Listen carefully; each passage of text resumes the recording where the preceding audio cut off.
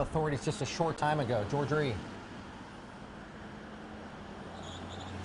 That's right, Ben. Since Monday, though, residents, business owners, and law enforcement have remained positive and optimistic that Faye Swetlick would be returned home safely.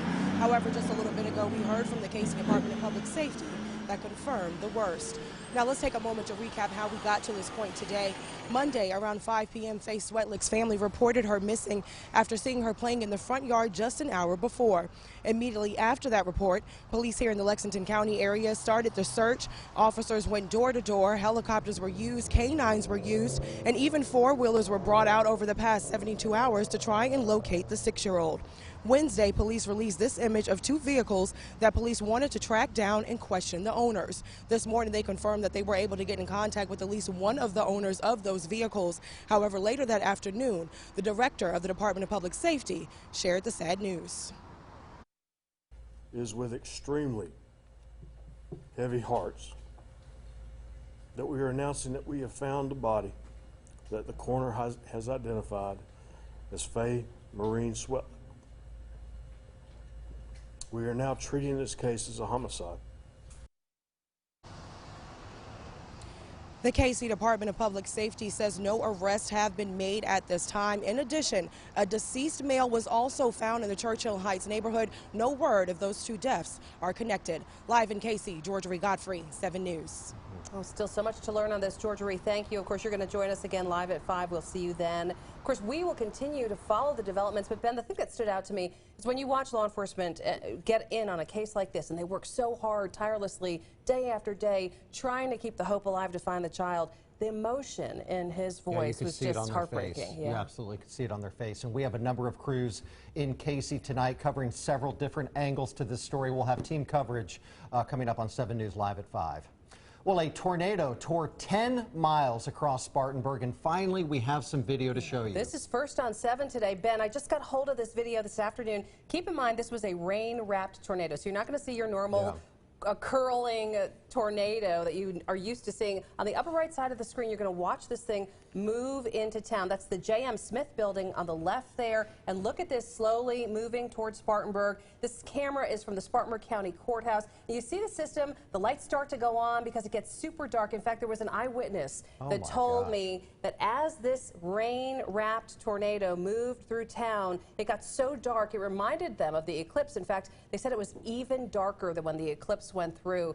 But it's pretty powerful and incredible when we all know what this twister did in our community, to watch the system that kind of carried it through town arrive. It's really creepy. As it comes in, you can still see people milling about in that parking lot. Trying to move on. And parking in parking spots. That's how quick it came upon us. Absolutely. We want to, of course, pull in Storm Team 7 on this, right? All right, we've got Dan Bickford. He's seeing this video for the first time as well. So, Dan, you had mentioned earlier last week that it would be tough to see any sort of circulation because it was wrapped with rain. Yeah, and that's exactly the picture that we're talking about here.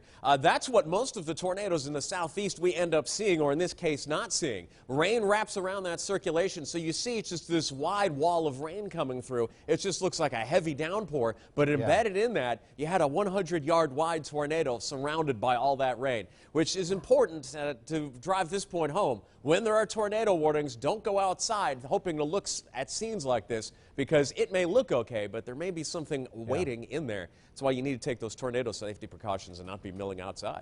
Yeah, that's a really good point, and a visual that really drives it home, Dan. Yeah, that's right. That's looking south from the Spartanburg County Courthouse, and it is just to the south of there where that storm passed just a week ago.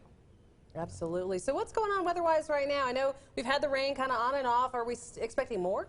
Actually, we're pretty much done for the night across the area, with the exception of, let's say, Newberry County and maybe far southeastern Greenwood County. We may get a stray sprinkle here, but that's going to be about it. The rain has moved off to the south, and that was part of the massive rain that came through last night and into early this morning. In fact, we'll back up 12 hours. Rain in the mountains in the northern upstate. Then we had that thin line of showers and some briefly heavier thunderstorms. A couple severe thunderstorm warnings earlier today, but that is all gone, and we should be looking at variable cloudiness as we go through the course of the evening. It ended up being a pretty mild day with temperatures well into the 60s. across the area, and we're seeing mid-60s where we've had a few extra breaks in the clouds, but that colder air is pushing in the mountains. Temperatures in Asheville and in Franklin have been falling quite a bit over the past couple of hours, and that cooler air is going to sink southeast across the rest of the area. So have the coat, even though it's relatively mild out there in the upstate right now. We're in the 40s by 9 o'clock this evening, on the way to the mid-30s tomorrow morning. The mountains down to 40 at 9 p.m. You'll be around freezing to start your day tomorrow. We've got some cooler but drier weather ahead. Talk about that coming up. Back to you. All right, Dan, thanks so much. And now let's take a look at our 7-cam video today. Yes, cool. Some cats love water. Check out this morning's with Mochi at Amy Zimmer's place. This is on Lake Bowen in Spartanburg County. Oh my goodness, That's Mochi the is cat. awfully cute. Loving this video of her cat Mochi. Oh wow. That's hilarious. Mochi's going for it. That is one cool cat. Absolutely. Thanks, And thanks Amy. for sharing with us, Amy. Well, we have a lot more on the way today. There's so much to talk about. First of all, we are learning about a new fitness program that's being offered at the YMCA in Greenville. Why it works for anyone at any fitness level, we will dig into that for you. And speaking of cats, this weekend is Going to the Cats. Everything you need to know about a cat show kicking off Saturday in Spartanburg. And our 7 Hacks segment today, Hannah McKeel-Young is back simplifying your relationship. Valentine's Day is tomorrow, so we thought this was a good topic. Yeah. We're getting tips from our lifestyle consultant coming up in just a few minutes. Yeah, why complicate things, right? Yeah, keep it simple. Keep it simple. We are learning more about a plan for Greenville's future as well. This public meeting has updates on Greenville's comprehensive plan for 2040. Yeah, there are 3 versions of what designers are considering